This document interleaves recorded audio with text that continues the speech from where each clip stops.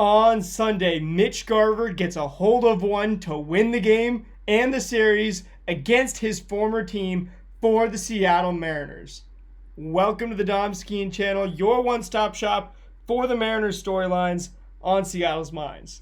The Mariners win 6-4 in Arlington, taking the series over the Rangers as Mitch Garver gets the revenge bomb against his former team. That's right, we had Rowdy Tellez with that sweet revenge grand slam against the Blue Jays in Toronto. We had Dominic Canzone with the ninth inning, 3-run, 450-foot game-tying shot against his old team, the Diamondbacks, on the day he got called up from Tacoma back to rejoin the Mariners. And then Mitch Garver gets a hold of one yesterday as the Mariners win the series over his former team, the Rangers. So revenge homers for our bench bats.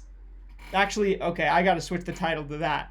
Anyway, we get that with Mitch Garver, so that's the great news. 6 times through the lineup in this one. So that's pretty impressive to see. A long game going to the 12th inning. The Mariners win in the 12th with that 3-run shot by Garver. Luis Castillo goes 6 innings, gives you 1 earned run on 7 hits, 4 strikeouts to 2 walks. Very solid, holding the line on 106 pitches for those 6 innings, getting the quality start with just 1 earned run. Having a 3.55 ERA on the year, despite not having his best stuff in this one at all. And the same thing was true on the other side for Jack Leiter, who went 6 innings, gave up 6 hits, and gave up 1 earned run, all the same exact as Castillo's line. However, he struck out 7 to no walks, a dominant performance from Leiter there. Neither of them gave up a homer, and after they were all done, it was a tied 1-1 ball game. Man, and this series really came down to it. Through the 7th, 8th, and 9th inning, tied. You go Legumina, Bizardo, Vargas out of the Mariners' pen. You got all the mercenaries coming out, all of our big-time, war generals basically coming out, trying to fight on the front lines for us, shutting them down. Then you had Jacob Latz coming in and putting 2.1 innings of ball together for the Rangers without giving up an earned run.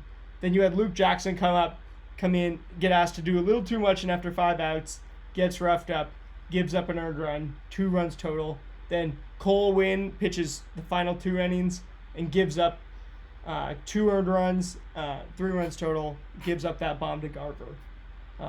Anyway, you look at both of the starting pitchers in this one, despite having those solid lines in the surface, got hard hit, absolutely blistered in this one. The Rangers had 291 expected batting average to our 230, but we had 13 hits to their 9. And the balls were just flying in Arlington. Luis Castillo was hit hard 11 times, so obviously not what you want to see for Castillo, but somehow allowed just 1 earned run and no homers in spite of that. Whereas Leiter, despite this awesome, dominant 7 strikeout, no walk, 6 innings, 1 earned run on 7 hit performance, he allows how many hard hits? This is hard to even count. 4. Okay, sorry about that. He's at 14 hard hits. That is one of the most we've seen this season from a pitcher in a Mariners game overall. So, dominant performance on the surface, but under the hood for Leiter, maybe not so good. Then you look at Castillo getting 13 swinging strikes on 106 pitches. Pretty good. 13% swinging strike rate, almost. It's pretty good. And you'll take that. 9 on 59 four-seam fastballs. That's awesome to see. Now, if that continues, we might have something beyond the changeup for Castillo that's working. And what's interesting is then he goes 18 sinkers, 17 changeups, and 12 sliders. And although none on the sinker, 1 on the changeup, and 3 on the 12 sliders, that was really his money pitch. Other than the four-seamer, the fact that he's willing to use that changeup more elevates the rest of the arsenal. And so this is great to see for Castillo.